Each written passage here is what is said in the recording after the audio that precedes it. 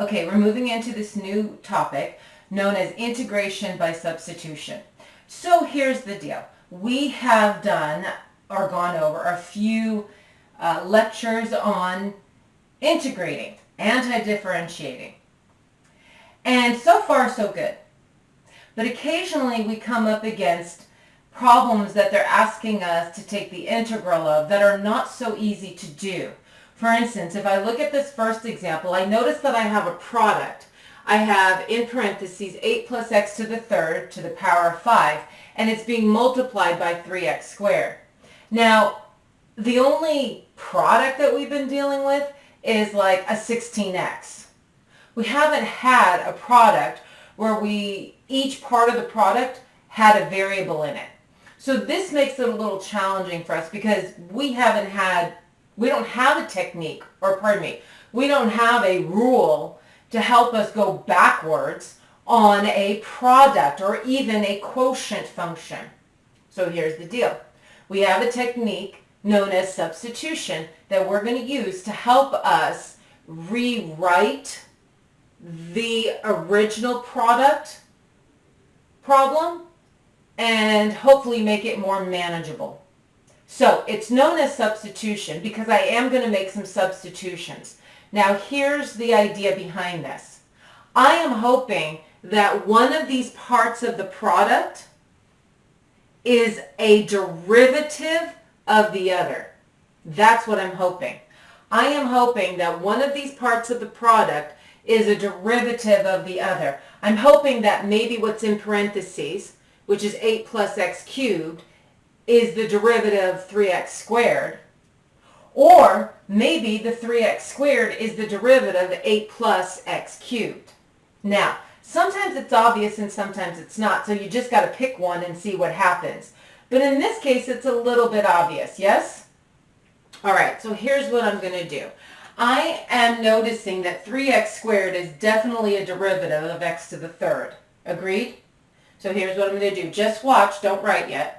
So I am going to and I'm using the variable u. You can use any variable you like except for x, clearly. So I'm going to let u be equal to 8 plus x cubed. And then I'm going to take the derivative. So the derivative of u with respect to x is equal to 3x squared. Do you agree? Okay, now I'm noticing that u can take the place of what's in the parentheses. So I would just end up with u to the power of 5, right? I'm noticing the 3x squared can be replaced by the du over dx. But I also have to replace the dx. So not just the 3x squared, but the dx also needs to be replaced because I am switching the variable from an x to the variable u. So on this derivative that we had taken, if we multiply both sides by dx, and by the way, some of you may be going, can you do that? Remember, this is just a fraction, so of course I can multiply both sides by the denominator, which tells me that du is going to be equal to 3x squared dx. Good? All right. So notice now, the 3x squared dx can be replaced by du. Agreed? The 8 plus x to the third can be replaced by u. Correct? So, here's what the integral is now going to look like. I am going to take the integral of u to the power of 5 du, which is very easy to take the antiderivative of. Agreed? Okay, so what's the antiderivative of u to the 5th? Good, 1/6 u to the 6th power. What are you forgetting? That's right, you need that plus c because it's not a definite integral, right? There's no numbers on that integral. Yes? Okay. So, are we done? Some of you say yes, some of you are like, I'm not sure. Remember, the original problem had x's in it, which means I'm not done until my antiderivative has x's in it. So I need to resubstitute. Since u was equal to 8 plus x cubed, then the 1/6 u to the power of 6 plus c becomes 1/6 8 plus x to the power of 3 and the whole thing to the power of 6 plus c. Cool? Awesome. Now, some of you are like, is that real? Let's check it. If we check it, that means we're going to take the derivative of this. So, the derivative of this answer, we bring the 6 down. So it's 1/6 times 6. 8 plus x to the third. Reduce the power by 1. So it becomes to the power of 5. Then take the derivative of the inside, which would just be 3x squared. And the derivative of c would just be 0. Correct? Okay. The 1/6 and the 6 cancels.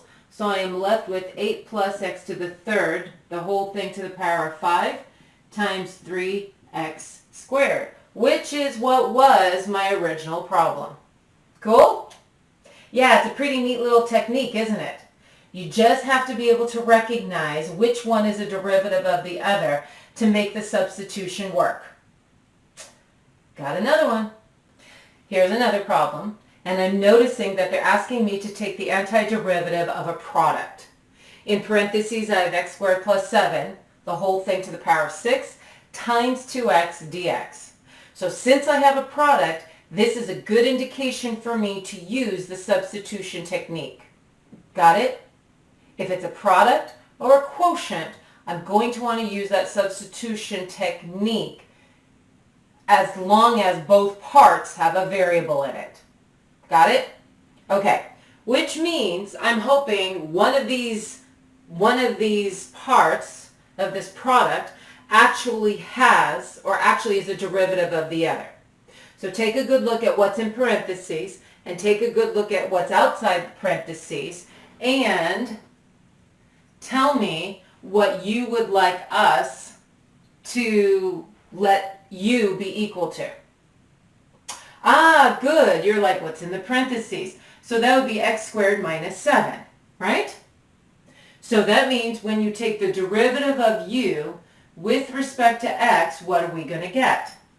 Good. We're going to get 2x, which is the other part, right? But notice, you have to get rid of the dx also, because now that you're going to replace with u, the variable u, that dx needs to get out of there. So, multiply both sides by the denominator of dx. So that means du is going to be equal to 2x dx. We good with it? Okay. So, the 2x dx gets replaced by du. What's in the parentheses, the x squared minus 7, gets replaced with the variable u, which means my integral that I'm going to be taking, I'm going to be taking the integral of u to the power of 6 du. Well, that's quite simple to take, isn't it? Got it? Yeah, this substitution technique is very, very handy because it simplifies the problems, the original problem that is just not so nice, into something that's extremely nice. All right, you know the antiderivative of u to the power of 6 as well as I do. What do you get? Yep, 1/7 u to the power of 7. That's right, plus that c. And are we done? Nope, because we need to switch everything back to x's, which means, remember, since u equaled x squared minus 7, then this antiderivative of 1/7 u to the power of 7 plus c is going to look like 1/7 times the parentheses x squared minus 7 all to the power of 7 plus c. Cool? And if you want to check it for yourself, be my guest. I'm going to go get another problem. Okay, here's the next one. It's another product, isn't it? And both parts of the product have an x in it, which means, that's right, we're going to substitute. So, tell me what you would like me to put in place of the u. Some of you are like, that parenthesis. It's usually that parenthesis. You know, a good portion of the time it is what's in that parenthesis. So let's make it x squared minus 6. That means du dx, right, is going to be 2x. And some of you are like, yeah, move the dx over. We're getting the hang of this. Well, good. I'm glad you're getting the hang of it. So there we go. Du is equal to 2x dx. Perfect. And now I'm taking a look, and I'm like, oh, wait. This latter part is not a 2x. That latter part is just an x dx. Whereas what we have is a 2x dx. You're like, great, now what? It's not as bad as you think. Here's what we're going to do. Since the 2 is a constant, I'm going to divide both sides by 2. So I'm going to say du over 2 equals to x dx. Since it's a constant, I can divide it out. Okay? By the way, I'm going to rewrite this. Isn't the 1/2 du the same as du over 2? Yeah. So now I've got a substitution for x dx, and it's going to be equal to this constant of 1/2 du. That's okay. As long as it's a constant, I'm okay with that. If it's a variable, that means something's off and we have to go back to the drawing board. All right? Okay. And in parentheses, that x squared minus 6 gets replaced by the u. So that means we're taking the integral of what? Good. U to the power of 7 times 1/2 du. Like, I don't like that 1/2. Well, you know, neither do I. But since it's a constant or a coefficient, so to speak, actually a coefficient, do you leave it there? Good. You're remembering your tool bag of anti-differentiation techniques. Try that again. Your tool bag of anti-differentiation techniques. There we go. Okay, so the 1/2 can come out. And then we're taking the integral of u to the power of 7 du. Okay, we can do this. That's pretty simple to work with, right? And I'm going to bring it up onto this side of the board. So that means we're going to have 1/2 times what? Good. That's going to be 1/8 u to the power of 8 plus c. Agreed. Right? Multiply my fractions, I get 1/16 u to the power of 8 plus c. Then, yeah, make that substitution because I can't leave the u in there when the original problem started with an x. Which means when we substitute, we get 1/16 times the parentheses of x squared minus 6, the whole thing to the power of 8 plus c. Good? Loving it. Got another one. Okay, so how are you doing? You getting the hang of this? Loving it. So notice this next problem. It is asking us to take the antiderivative of a product, and both parts of the product have the variable t in it. So, yeah, you're like, we have no rules for it, so we're going to make a substitution. Okay, gotcha. Let's make a substitution. So tell me what you would like u to be equal to. Okay? You're like that parenthesis. Got it. So the variable u is going to be equal to 2t to the power of 5 minus 3. Then take its derivative. So the derivative of u with respect to t. T is the variable here, not x. Be very careful. That's why I don't like to use x's all the time, because people get too stuck on an x. So we get 10t to the power of 4 minus, oh, not minus anything, minus 0. So let's just get rid of that minus sign. All right? And some of you are like, move the dt over. Got it. So du is equal to 10t to the 4th dt. Gotcha. All right. Are we good to go? Yeah, not quite. Because in the original problem, it was only t to the power of 4 dt. There's no 10 there. Whereas in my derivative, I have a 10 t to the 4th dt. So what are you going to do? Good. Some of you are like, since 10 is just a number, we're going to divide it out. That's a good way of looking at it. So du divided by 10 is equal to t to the 4th dt. But I can rewrite it as 1/10 du, which is, to me, a better way to always write those. I'd rather have them written as a fraction versus a du over a number. Cool? Okay. So, good. Now I can make the substitution. And the t to the power of 4 dt can now be substituted with the 1/10 du.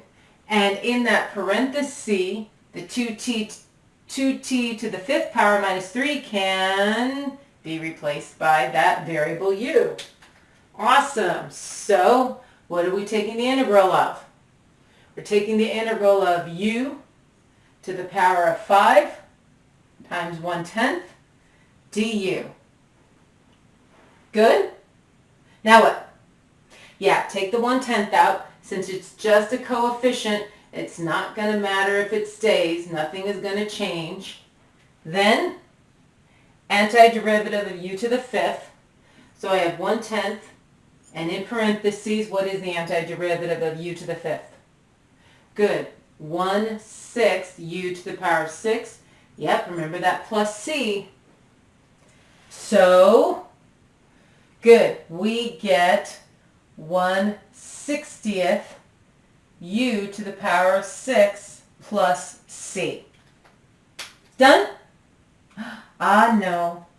That's right, because we started with t's, we need to end with t's. So we need to make a substitution again, don't we? The variable u is 2t to the power of 5 minus 3, which means we get 1/60th, and in parentheses, 2t to the power of 5 minus 3, the whole thing to the power of 6, plus that c at the end. Cool? Loving it. The next one's a little bit of a brain teaser, so hang in there. Okay, I'm back. I said I have a little bit of a brain teaser, so take a look. You're like, wait, you got 2 parentheses in there. You're right. I have 2 parentheses in here, and they're being multiplied. And you're like, wait a minute, I was getting the hang of this. I knew if I looked at the parentheses, that's the one I was going to substitute for, and the other one would be the derivative. What's up with this? I get that. Still kind of the same. Now, something I'd like you to try to remember from the last 4 problems we've worked on, that what was in parentheses was always to a power. One of my parentheses is to a power. The other one is not. I am hoping that one of these parentheses is a derivative of the other. What do you think? Take a look. Give you just another moment. Yeah, the parenthesis that has the power is the one we're going to substitute for, isn't it? Because the parenthesis that doesn't have the power is actually the derivative, right? Okay, so we're going to allow u to be equal to x to the 4th plus 3x, whoops. How about we try that again? X to the 4th plus x to the 3rd plus x squared. Then I take the derivative of u with respect to x. So what's the derivative of x to the 4th? Good, 4x cubed plus 3x squared plus 2x. And there it is. That's the derivative in the other parenthesis, isn't it? Ah, yes. But some of you are like, move the dx over. Okay, I'll move the dx over. Hang in there. But you see what I'm saying, right? There were 2 parentheses. But I'm noticing that the parenthesis without the power was actually the derivative of the parenthesis with the power. Got it? I noticed that the parenthesis without the power was actually the derivative of the parenthesis with the power. Okay, let's make our substitution. So 4x to the third plus 3x squared plus 2x dx is all going to be replaced with du.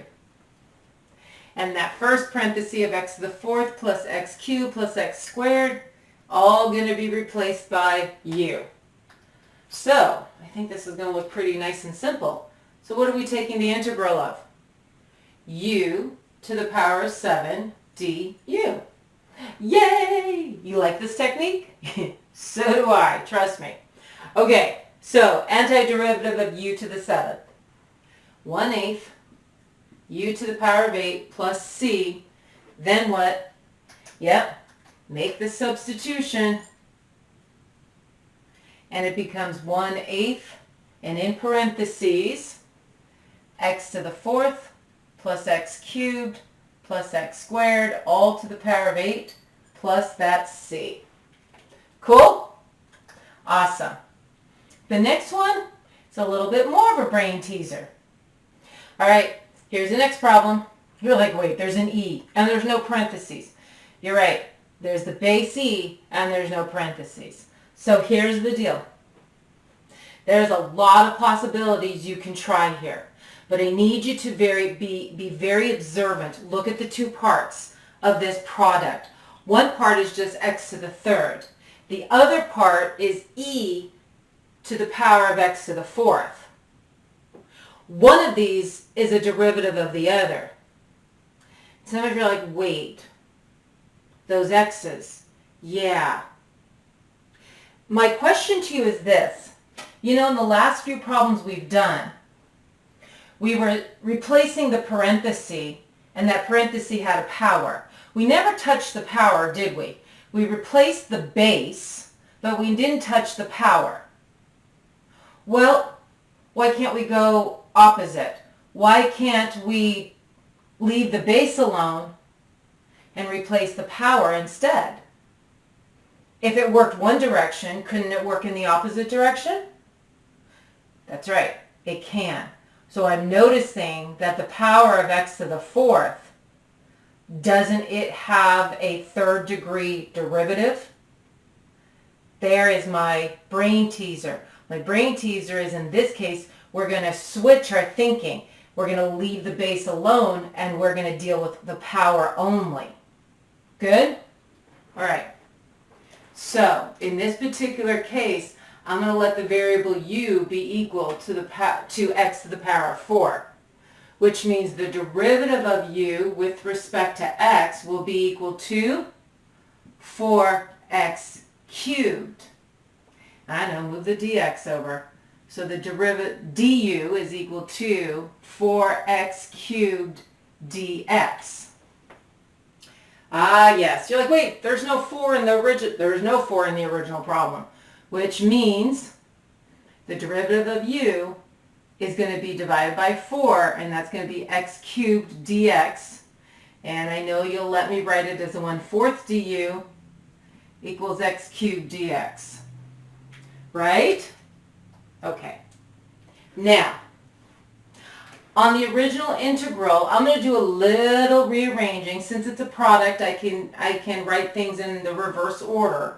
And I'm going to do that because for us visual people, we're going to like it better. Because now I've rewritten it so that x to the third is next to the dx. And so now it's going to be obvious that x to the third dx is being replaced with 1/4 du. And the power of x to the fourth is being replaced by the u. Cool? Okay, which means my integral is going to look like e to the u times 1/4 du. Good. I'm going to bring it up on this side. Some of you are like, take the 1/4 out. Taking the 1/4 out. So I'm taking the antiderivative of e to the u. Remember what that is? Go back and look if you need to. Yeah, the derivative of e to the u is just e to the u, isn't it? which means this gives me 1/4 e to the u plus c. Yay! Okay, you know as well as I do, yep, we've got to make that substitution. So, substitute. I get 1/4 e to the power of x to the 4th plus c. And take the derivative of that answer. See if you get the original integral back again. You will, trust me.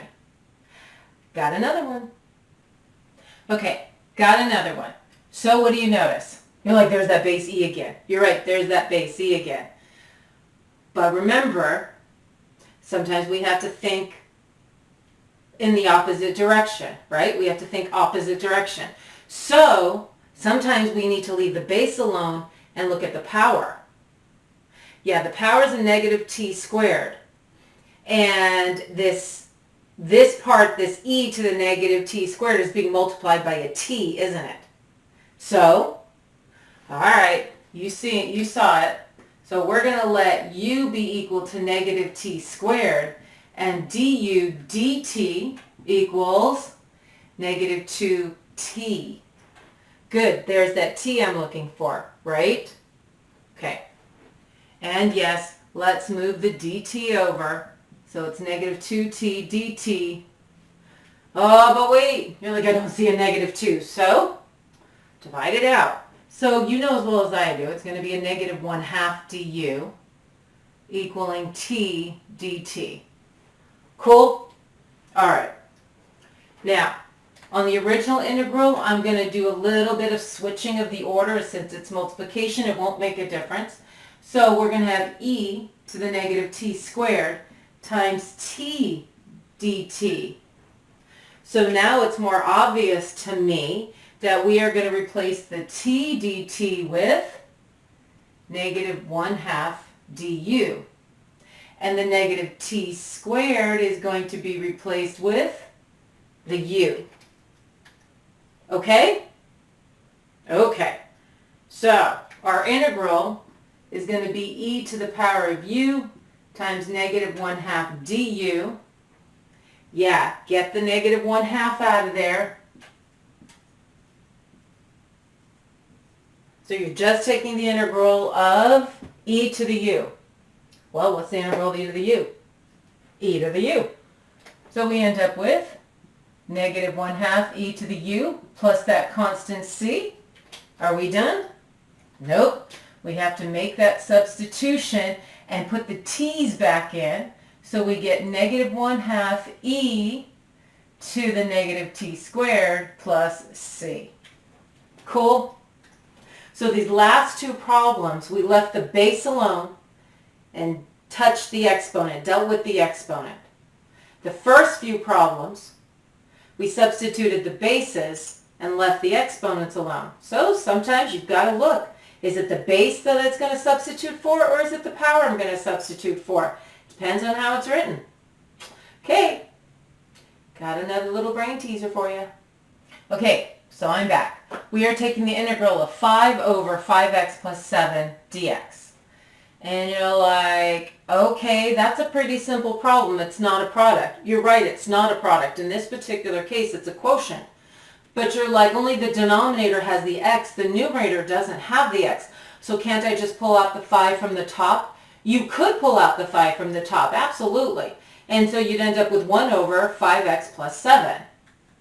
And I don't know about you, but I don't remember an anti-differentiation rule that gave me the antiderivative of 1 over 5x plus 7. I don't remember that.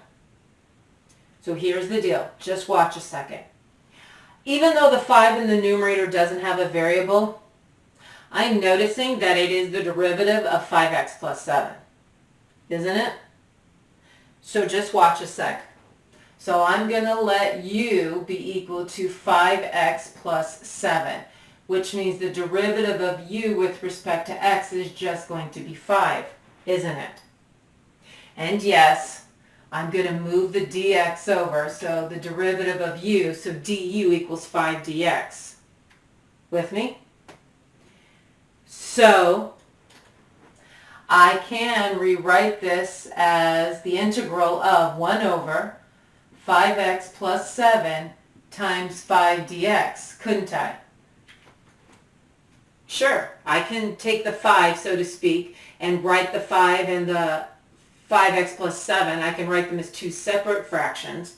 And now it's very obvious that the 5 dx is going to replace with du, and the 5x plus 7 is going to be replaced with u, which means I'm dealing with the integral of 1 over u du. Now that one I know the antiderivative of. That one is a natural log, isn't it? So, yeah, that is the natural log of u plus the constant c. And we're going to have to make a replacement. So, natural log, and remember, it's an absolute value. So I should have said the natural log of the absolute value of u. So when we make the substitution, it's the natural log of the absolute value of 5x plus 7 plus that c at the end. Make sense? Yeah, this problem wasn't obvious because the 5 in the numerator didn't have a variable. But nonetheless, the 5 in the numerator was the derivative of what was in the denominator, so there's that quotient deal. Cool? Okay, looks like I have some board space. I'm going to put another problem up here for us to work on. We're going to take the integral of e to the x over 4 plus e to the x dx. Okay, I'll let you look at it for just a moment, absorb it, and you tell me what you're thinking. You're like, another quotient, right, another quotient. The numerator kind of looks like the derivative of the denominator. It does. So let u be equal to 4 plus e to the x, because the derivative of u with respect to x is, in this case, the derivative of 4 is 0, so there it goes, but the derivative of the e to the x is e to the x, isn't it? Love it. So we're going to move over. So du equals e to the x dx, right? And then, yeah, so in the original integral, I'm going to write it as 1 over 4 plus e to the x times e to the x dx. So I'm separating out the two fractions. Why? Because it makes it more obvious that e to the x dx is going to get replaced by the du.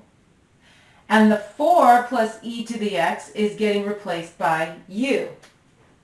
Which means the integral is going to be 1 over u du.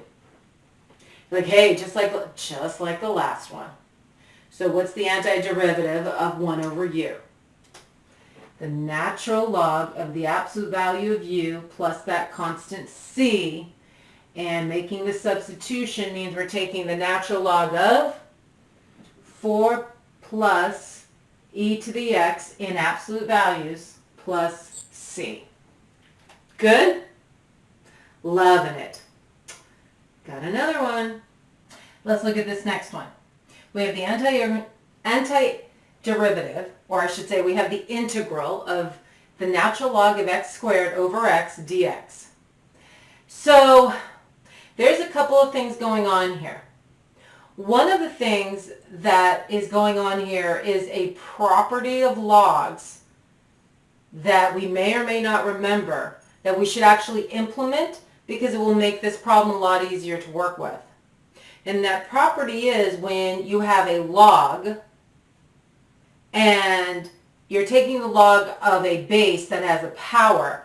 The property says you can take the power and you can bring it down in front. So that means I can take the power on the x and bring it down in the front and say 2 times the natural log of x over x dx. And then I can literally pull the 2 out. Agreed? Okay. So let me pull that 2 out, which just leaves me the natural log of x over x, right? Now, some of you may see what's going on here, some of you may not. I am literally going to separate the natural log of x over x, and I'm going to pull it apart and write it as two separate fractions. Because that means I am literally taking the natural log of x and I am multiplying it by 1 over x, aren't I? Isn't that how we get the fraction ln of x over x? Okay, times dx. Now, I have a product here.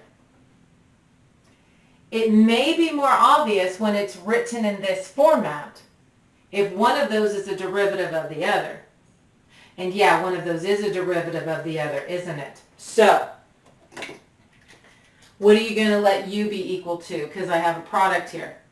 Yeah, u is equal to the natural log of x, and du over dx is equal to 1 over x. And yes, move the dx to the other side. And now it's easier to see the substitution that you need to make, isn't it? Yep. When you pull it apart, it makes it a little bit easier to see the substitution. Okay, so then what does my integral look like? 2 times the integral of, and again, we are allowing 1 over x dx to be replaced with du, and the natural log of x to be replaced by u. So, yes, the integral looks like u times du. Great. What's the antiderivative of u? Good, 1/2 x squared. So we have 2 times 1/2 u squared plus the constant. The 2's drop out, so we have u to the power of 2 plus the constant. But you got to make that substitution because u was natural log of x. So we have the natural log, remember, absolute value of x. And this is being squared plus the constant. Good? Okay. In this problem, 3 things were really needing to happen for us to see what was going on. First thing was to take the 2 down off the power. And the only reason I could do it is because I was dealing with a log. Then I pulled the 2 out.